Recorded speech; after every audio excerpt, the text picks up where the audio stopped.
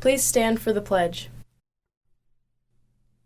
I pledge allegiance to the flag of the United States of America and to the republic for which it stands, one nation, under God, indivisible, with liberty and justice for all. Hello, Tigers! It's Thursday, November 14th, and it's an A-Day. We've got just 3 short announcements today. A hint at what's in store for you if you sign up for the Italy and Greece trip, a reminder about scheduling, and yes, we're starting to talk prom. Here's something from our history department. Are you aware that for only the 4th time in our history, impeachment proceedings against a sitting president have begun?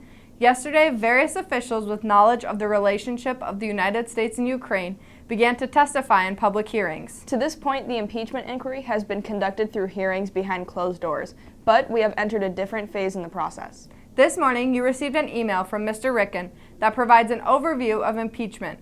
Feel free to email him or stop in for a visit if you have any questions. History is happening, and as citizens, we have an obligation to understand. Moving on, this one is from counseling. Everyone, please check your schedule for next semester. If it's not complete, you need to make an appointment with your counselor to make sure it's full.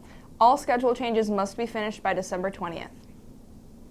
Go in with a plan that always speeds up the process and make sure you have a voice in your own schedule. While prom is a long way away, prom committee is starting to meet. If you're a junior and you want to say in your prom, there's a meeting next Thursday, November 24th from 3:25 to 4 in the Commons. Bring ideas. If you have questions, email Mrs. Sackmaster. Here's the last one. Are you interested in going to Italy and Greece? Please come and bring your parent to the informational meeting tonight at 6:45 in Mrs. Halverson's room 610. One last thing. Tonight is one of 4 parent-teacher conference nights scheduled this year.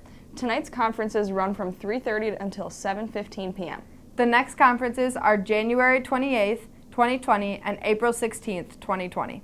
Also, all parents and guardians of 9th graders are invited to attend an informational meeting put on by the high school counseling department this Thursday, November 14th, during parent-teacher conferences. Mrs. Leadham and Mrs. Sicard will meet you at 5:30 in the high school LMC to discuss 9 things for 9th grade.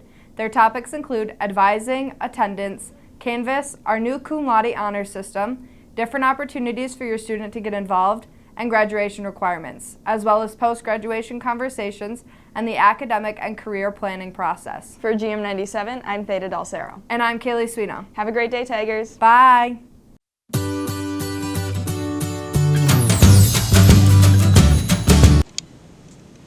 Welcome to the Money Minute, brought to you by Tiger Credit Union. This week we're looking at checking accounts.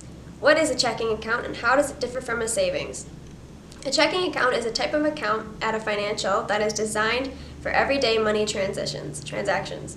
The money in a savings account is not intended for daily use, but is instead meant to stay in the account, be saved in the account so that it might earn interest over time.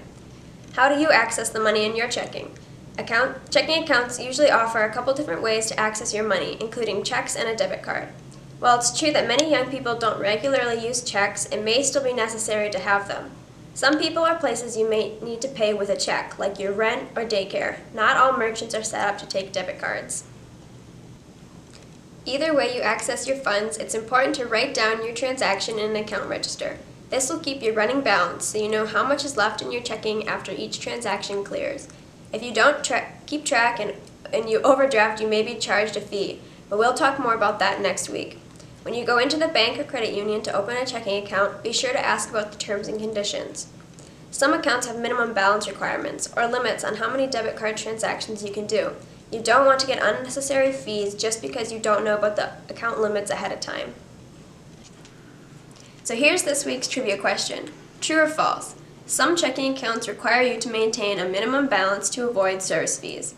Don't forget, everyone who fills out an entry form and correctly answers the trivia question will be entered into a drawing to win a Tiger Credit Union swag bag. I'm still hungry for some Halloween candy. So be sure to find the student tellers during your lunch period today to answer today's trivia.